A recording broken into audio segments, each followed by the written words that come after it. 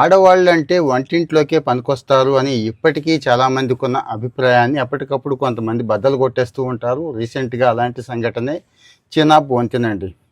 చీనాబ్ వంతెన ఎప్పటిది, ఎన్నాళ్ళ నుంచో కడుతూనే ఉన్నారు, కానీ ఇప్పటికి పూర్తయింది అనుకుంటున్నాం కదా.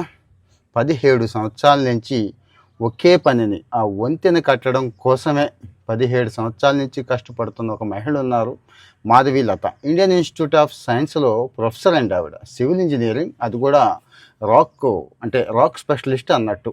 ఆవిడికి ఈ ప్రాజెక్ట్ చెప్తే మొదట్లో ఎవరిదో హెల్ప్ తీసుకుంది, కానీ ఆయన తర్వాత ఆయన వదిలేశాడు. కానీ ఆమె ఒక్క ఆవిడే పట్టుదలగా ఆ కాంట్రాక్టర్కి అంటే అంత హెల్ప్ చేసింది. ఆల్మోస్ట్ ఆల్ ప్రాజెక్ట్ ఎగ్జిక్యూషన్కి ఆవిడే ముందుంది, ఆవిడే నడిపించింది అన్నట్టు. ఏంటి గొప్పతనం, ఏదో వంతెన కడితే సరిపోతుందా అంటారేమో మీరు. 28,000 టన్నుల ఉక్కండి.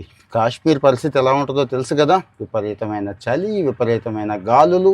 అది కూడా ఎంత ఉంటుందో తెలుసా, చినాబ్ నది లోయ ఈఫిల్ టవర్ కంటే కూడా 35 మీటర్లు హైట్ అండి. కట్టిన వంతెన అంత హైట్ ఎక్కువ. 28,000 టన్నులు అని చెప్పుకున్నాం కదా. అలాగే 120 సంవత్సరాల పాటు డిజైన్ చేశారండి. మన్నికుండేలాగా దాన్ని డిజైన్ చేసి ఎన్నో అవాంతరాలు, ఎన్నో కష్ట నష్టాలు అన్నిటినీ ఫేస్ చేసుకొని ఆవిడ ఆ వంతెన పూర్తి చేయటానికి అంటే కంప్లీట్గా ప్రపంచంలోనే అత్యంత ఎత్తైన ఆర్చ్ రైల్వే బ్రిడ్జ్ అంటున్నారు దీన్ని. రేపు ఎప్పుడైనా జనరల్ స్టడీస్లో మీకు పనికొస్తుందేమో చూసుకోండి. ప్రపంచంలో అత్యంత ఎత్తైన ఆర్చ్ రైల్వే బ్రిడ్జ్ అండి. ఇక్కడ ట్రైన్స్ కూడా 250-300 కిలోమీటర్స్తో వెళ్ళేలాగా డిజైన్ చేశారు. చిన్న చిత్తగా ఉంటుంది కాదు, 1360 మీటర్లు, ఆల్మోస్ట్ అంటే 1.25 కిలోమీటర్ల పైనే ఉందండి. మంచి ఎక్స్పీరియన్స్. ఎప్పుడైనా ఆ ప్రాంతానికి వెళ్ళినప్పుడు ఈ వంతెన చూడడానికి కూడా ఇక మీదట వెళ్తారేమో.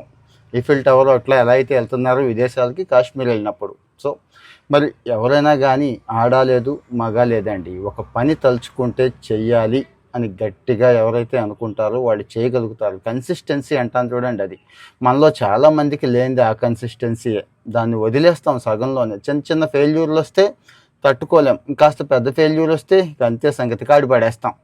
మరి ఈ లక్షణం మనకు ఉపయోగపడుతుంది. అది కూడా ఒక స్త్రీమూర్తి ఈ స్థాయికి ఆ వంతెన తీసుకురావడానికి, ఇంత మంచి పేరు తీసుకురావడానికి వెనుకుంది కదా.